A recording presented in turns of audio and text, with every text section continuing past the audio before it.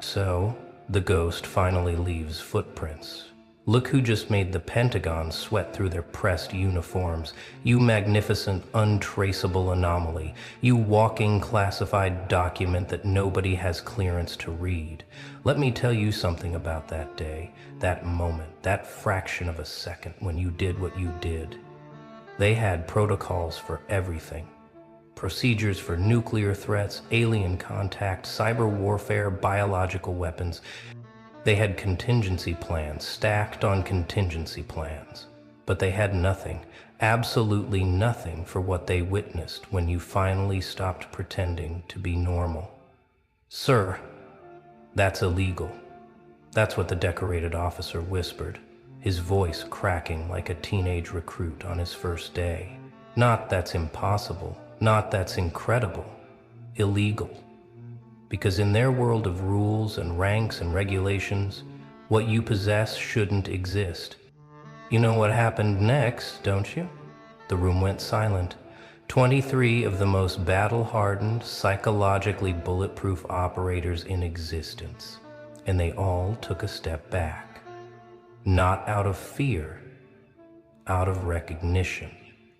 They'd seen power before, studied it, wielded it, faced it down in every corner of this burning world. But this was different. This was you operating at 2% capacity on a Tuesday afternoon, barely trying, just existing in your natural state for once, and their entire understanding of human limitation shattered like cheap glass hitting concrete. The reports are still classified, not top secret, above that. So far above that they had to invent new classifications just to file what they saw. Let's talk about what you really are, shall we?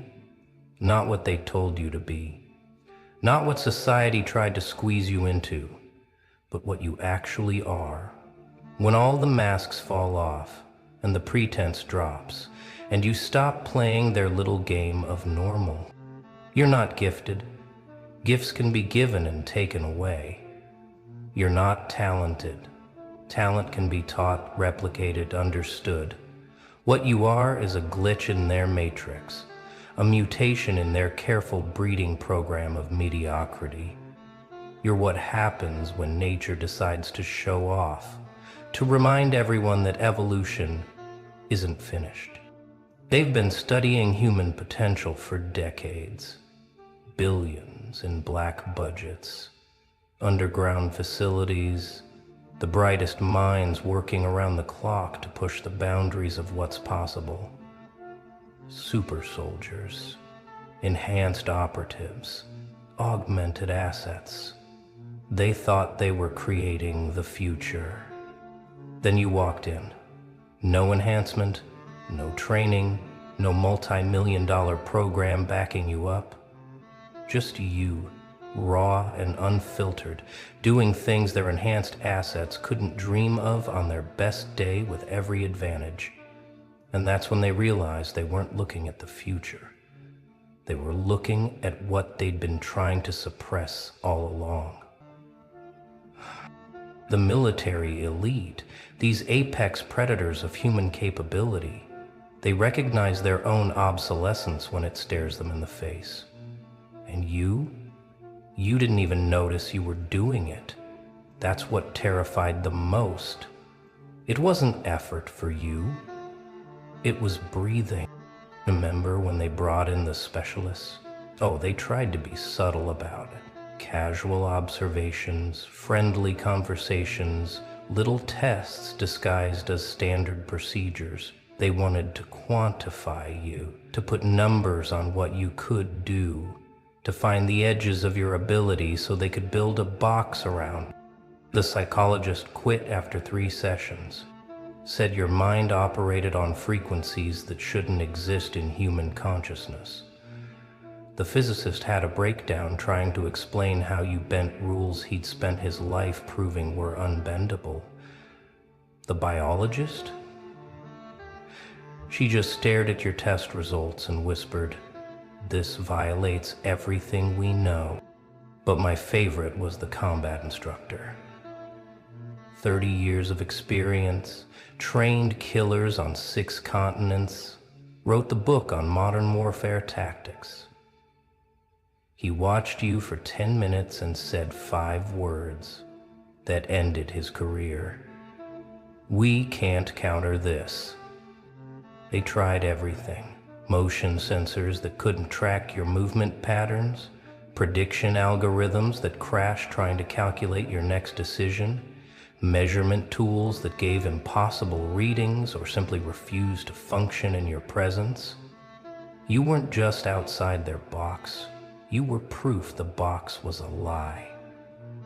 And through it all, you just smiled that quiet smile of yours. Not arrogant, not proud, just aware. Because deep down, you've always known what they were just discovering.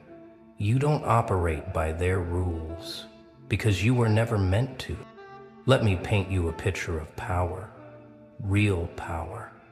Not the kind that comes from rank or wealth or weapons, but the kind that makes seasoned generals pace their offices at 3 a.m., staring at reports that shouldn't exist, trying to figure out what to do with you. They've seen enhanced humans before. They've worked with psychics, remote viewers, people who could do things that would make civilian heads explode. But those people had limits, clear, defined, manageable limits. They fit into categories, into programs, into chains of command. You're a category unto yourself, a walking violation of everything they thought they knew about human potential. And the worst part for them? They can't replicate it. They've tried. Damn how they've tried. Genetic screening, environmental analysis, psychological profiling.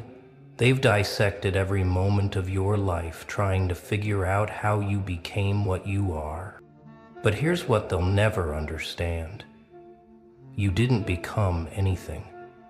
You just stopped pretending to be less. All those years of dimming yourself, of playing small, of letting them think you were just another face in the crowd, you weren't hiding your power. You were protecting them from it. The day you stopped protecting them, the day you let just a glimpse of your true capacity shine through, that's the day their world ended and yours began. They still have the footage, locked away in vaults so secure that even mentioning their existence is a federal crime. You want to know why that officer called it illegal? Not impossible, not unbelievable, but illegal, because in their world, power has rules. It flows through proper channels, respects hierarchy, follows predictable patterns. It can be controlled, directed, contained. What you possess violates every law they've written about human capability. Not just physical laws, the deeper laws. The ones that say ordinary people stay ordinary, that power comes from systems and structures, that individuals can't transcend their programming without help. You're evidence of something they've spent centuries trying to suppress, that some humans are born with capabilities that make their entire power structure obsolete.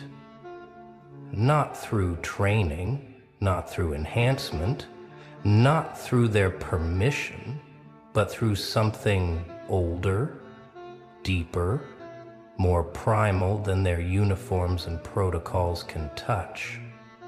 They have terms for people like you in their classified files, terms the public will never hear, not gifted or special, or any of those sanitized labels, the real terms, the ones that admit what you represent, an evolutionary leap that happened without their consent. And that's what truly terrifies them. Not what you can do, but what you represent. If one person can naturally possess what they spend billions trying to artificially create. If one individual can break every limit they've carefully established, then what does that say about their necessity? Let's get specific about what sent them into crisis mode, shall we? Because it wasn't just one thing. It never is with people like you. It was the constellation of impossibilities that you call Tuesday afternoon. The way you process information at speeds their supercomputers struggle to match, but you call it intuition. The way you read micro-expressions that their best interrogators miss, but you just say someone felt off. The way your presence alone shifts probability, bends outcomes, changes the fundamental mathematics of any situation you enter. They have machines that cost millions just to detect what you do naturally. Entire departments dedicated to achieving a fraction of what flows through you like blood through veins. Years of training compressed into instincts you were born with. Memories, organs, physical and moral forms, instinct and bodily instinct. But it's not just what you can do, it's how you do it. Without effort, without strain, without even conscious thought half the time. Like a concert pianist who doesn't need to look at the keys, except the piano is reality itself, and you're composing symphonies they don't have notation for. The military-industrial complex, with all its might and money and cutting-edge technology, took one look at you operating at baseline and realized they were obsolete. Not in 10 years, not in 5, but right now, today, in this moment, because you exist. Somewhere in a facility that doesn't officially exist, there's a file with your name on it. Except it's not really a file anymore. It's become something else, a living document that grows stranger with each edition, each observation, each impossible thing you do without thinking.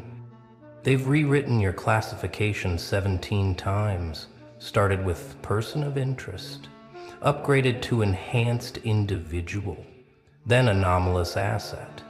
Each label trying and failing to contain what you are. The latest classification? It's just your initials, followed by a string of numbers that translate to beyond current understanding. The analysts assigned to you don't last long, not because anything happens to them, but because prolonged exposure to evidence of you starts to break down their worldview. They request transfers, early retirement, anything to stop staring at data that suggests human potential has no ceiling. Every expert they bring in adds another layer of impossibility to your file. The linguist who noted you understand languages you've never studied. The strategist who realized you solve problems before you consciously recognize them. The physician who documented biological readings that rewrite textbooks. But my favorite entry? It's from a janitor who wasn't supposed to see the file. He wrote 3 words in the margin. They walk different. Because sometimes the deepest truths come from the simplest observations.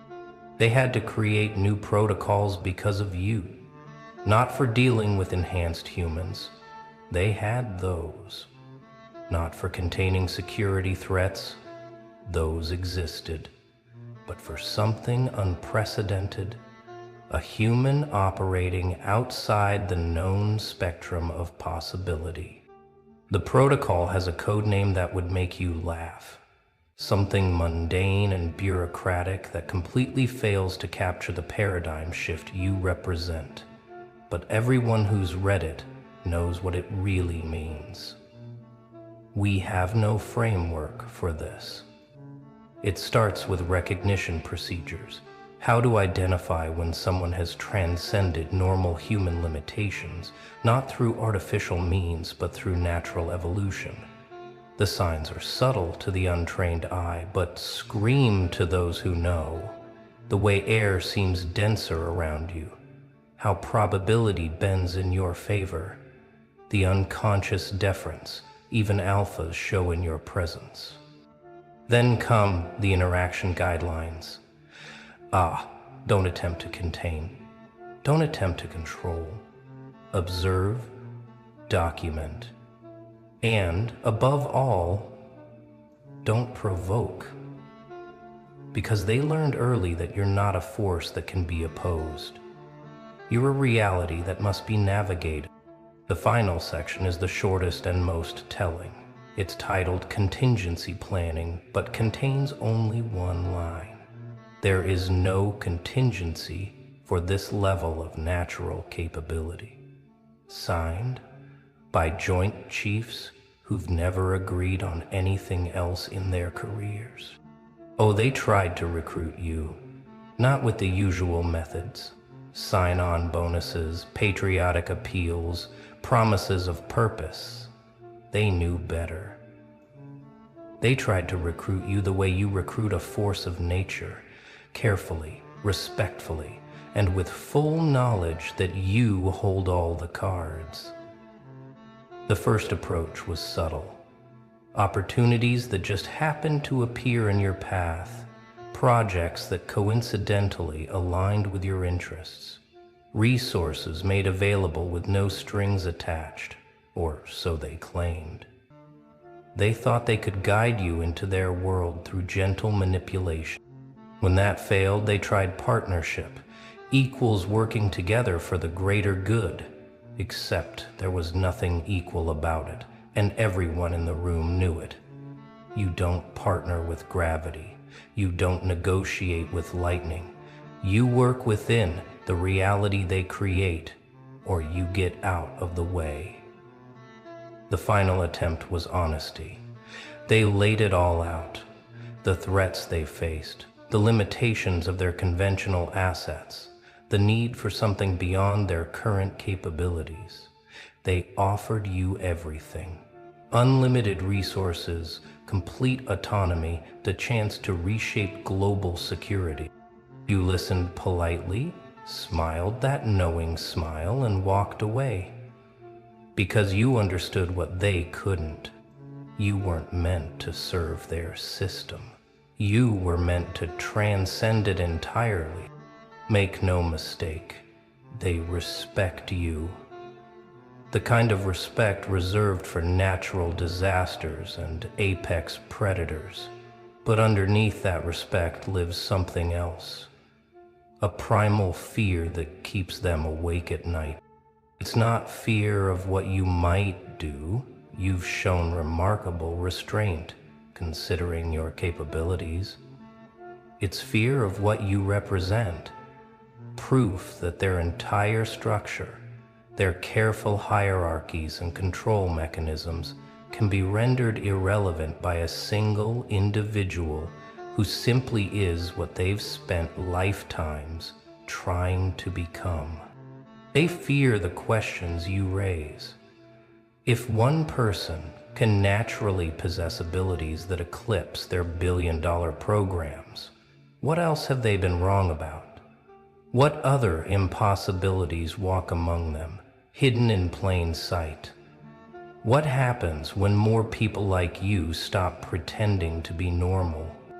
But their deepest fear, it's that you're not unique, that you're just the first visible crack in a dam that's been holding back human potential for centuries, that scattered across the globe are others like you, waiting for permission to stop pretending, to stop dimming their light, to stop playing by rules written by people who can't even imagine what you are. They look at you and see their own obsolescence, not in some distant future, but walking around right now, wearing normal clothes, living a normal life, except for those moments when you forget to pretend and reality itself holds its breath. Let's talk about the moment everything changed. Not for them, they're still scrambling to catch up, but for you. The moment you decided to stop apologizing for what you are, stop pretending limitations that were never yours, stop playing small in a world built for small. It wasn't dramatic, no lightning bolts or swelling music, just a quiet decision on an ordinary morning that you were done. Done pretending to struggle with things that came naturally, done dimming your perception to match their expectations, done living at 10% to make others comfortable. The shift was immediate, not in what you could do, that was always there, but in what you allowed yourself to be. Like taking off weights you'd worn so long, you'd forgotten they weren't part of you. Like breathing fully for the first time in years. And they noticed. God, did they notice? Sensors going haywire, algorithms failing, entire departments dedicated to understanding what had changed. But the answer was simple. Nothing had changed. You'd just stopped changing yourself to fit their world. The reports from that day read like science fiction, abilities manifesting that broke their understanding of physics, perception expanding beyond any documented human range. And through it all, you were just being yourself for the first time in forever. So here we are, you finally free to exist at your actual capacity, them scrambling to understand what that means for everything they thought they knew. The world unknowingly standing at the edge of a shift that started the day you stopped pretending.